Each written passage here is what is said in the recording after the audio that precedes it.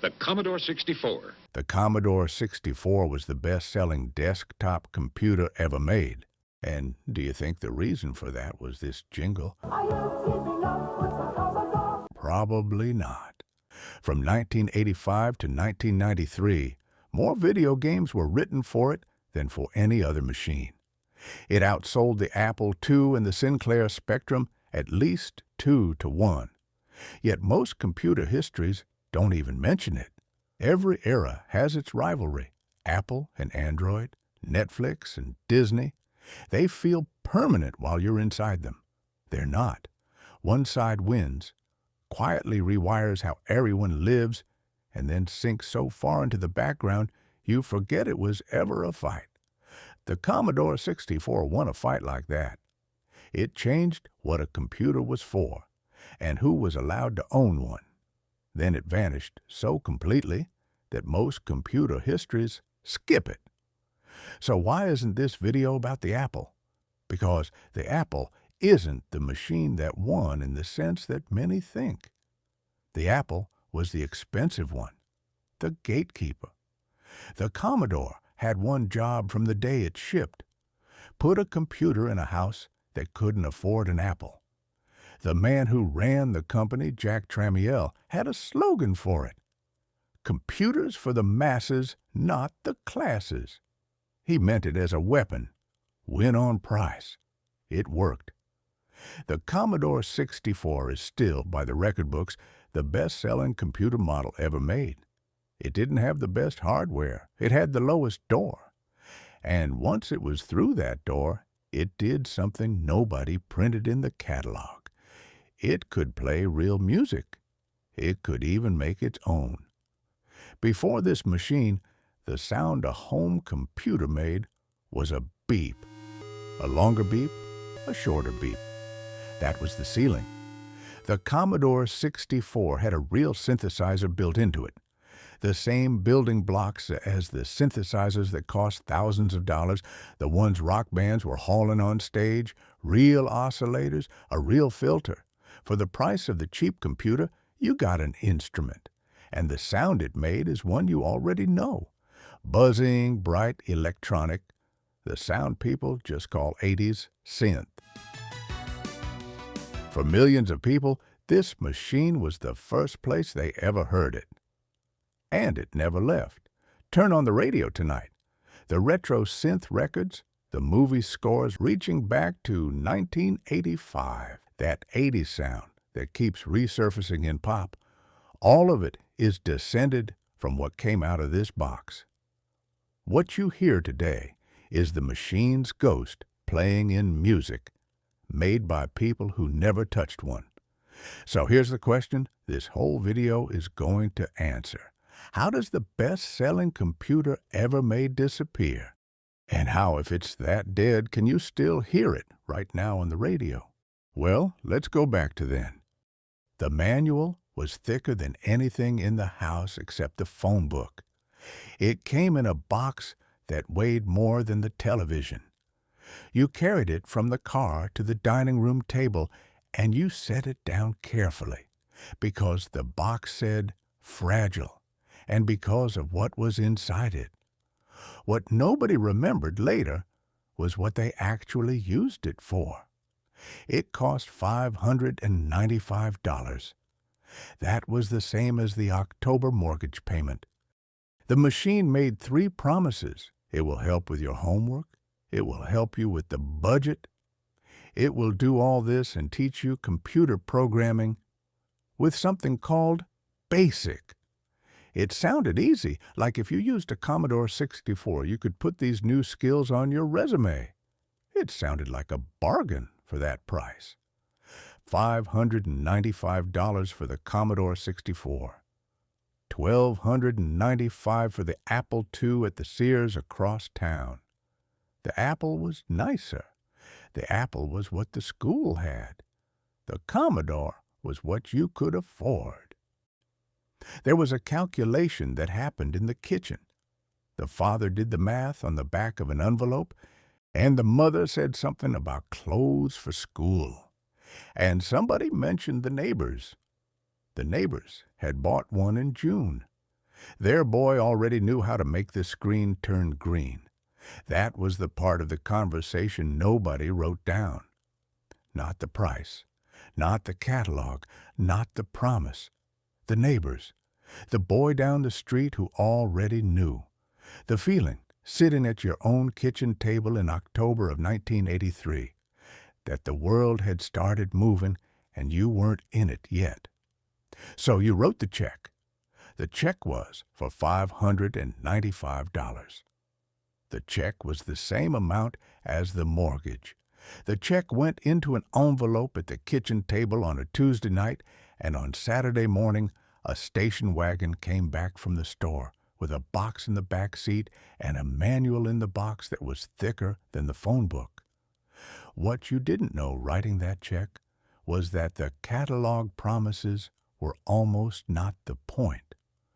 What you didn't know was the specific thing that was going to happen in the first 48 hours. Saturday night, the box on the dining room table, the cassette recorder plugged into the back, the RF switch box screwed into the antenna terminals of the wood-grain Zenith in the living room. Channel 3 or Channel 4, depending on which one the TV station wasn't on. The cable was beige, the brick was warm, the cursor was small. It blinked once, and then it blinked again, and the family stood around the television set looking at a quiet square of light on a screen that had only ever played MASH or the evening news, and somebody finally said, "Now what?" That was the first 48 hours, the cursor blinking, the manual open to page 11. The kid on the carpet closer to the screen than anybody else. Sunday, they tried Pitfall. The joystick cord was 4 feet long, and the only place it reached was the carpet directly in front of the television. And so the kid sat on the carpet, and the parents sat on the couch behind. And for an hour, the living room became a room organized around a machine for the first time in the history of the house. Sunday night, the kid finished the 3rd screen of Pitfall, and the father asked quietly whether you could do anything else with it. The kid said yes. The kid did not know what. Monday, the mother opened the box of the home accountant. The disc was 5 1/4 inches across, and it was floppy in a way that made you nervous. The booklet was 40 pages. The first checkbook entry took 11 minutes to enter. The second took 9. The third took 12, because she had to look up where the decimal went. By Tuesday, the green ledger book was back on the kitchen counter, open to October, next to the checkbook and a sharpened pencil. The home accountant disc went back in its sleeve, and the sleeve went on the shelf next to the manual, and the manual was already starting to gather a thin, warm layer of dust along its top edge. Wednesday, a copy of Compute magazine came in the mail. It was $3 at the newsstand, and the subscription had been the father's idea. Pages 42 through 46 were a type-in basic program that would draw a Christmas tree on the screen if you typed in every single character correctly across 4 pages of dense code with line numbers running every 10. The father tried it Wednesday night. He got to line 220, and the screen said, "Syntax error," and he did not know which line he had mistyped. The kid tried it Thursday after school. The kid got to the end. The screen blinked, and then a green Christmas tree appeared, 1 line at a time, drawing itself on a television in a suburban living room in October of 1983. The kid spent the next 4 hours figuring out how to make the tree red. Some kids got past that. By Christmas, the family had quit. The mother went back to the green ledger and the sharpened pencil on the counter. The father carried the magazines in from the mailbox, set them under the gas bill, stopped opening them, and by spring stopped bringing them in at all. The parents stopped asking the kid what the machine could do. That was the part nobody saw for what it was. The quitting was not the bet failing. The quitting was what left one kid alone in a room with a machine that waited, that asked him what he wanted. The machine died in that house quietly. It died in the world the same way, just bigger. The man who built the company around the bet, Jack Tramiel, was gone by 1984, forced out in a fight with the man who owned the company. Without him, the price war had no general. Commodore kept selling the 64 long after it should have moved on, fumbled the machines that were supposed to replace it, and spent the next 10 years making one expensive mistake after another. In 1994, the company that made the best-selling computer of the decade filed for bankruptcy and simply stopped existing. So, by the mid-90s, the Commodore 64 was dead twice over.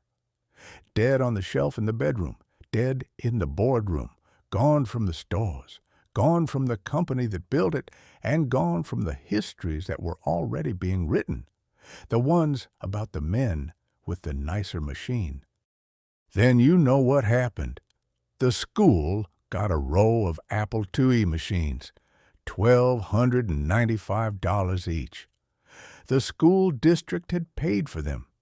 The kids in the computer lab took turns at the apples for 40 minutes a week, and the rest of the time the lab was dark. The apple was in the lab. The Commodore was in the living room. The apple was who you became at school. The Commodore was who you were at home. Remember that synthesizer hiding in the cheap computer. Here's the part that matters. The man who designed that sound chip thought everything else on the market was junk, built, he said, by people who knew nothing about music. So he built the one he wanted, hid a real instrument inside a toy, and then quit to go make professional synthesizers for a living. But he isn't the one who made the sound last. The kids did. The ones who stopped playing the games and started taking the machine apart to find out how it sang. Nobody asked them to. There was no money in it. They did it because the machine would let them and because no one was watching. That is who kept the sound alive, not the company, not the engineers. The kids alone in the room with it. The machine sat in the corner for most of 1985. The kid kept going back to it. The bet did not pay off in that house. The ledger stayed paper. Nobody ever put basic on a resume. A mortgage payment bought a machine that mostly gathered dust on a shelf in a kid's room. But there were tens of millions of those machines, tens of millions of shelves, and on the carpet in front of some fraction of them was a kid who got past it. Those are the kids who grew up to build what came next. They're why the 80s synth still plays on the radio.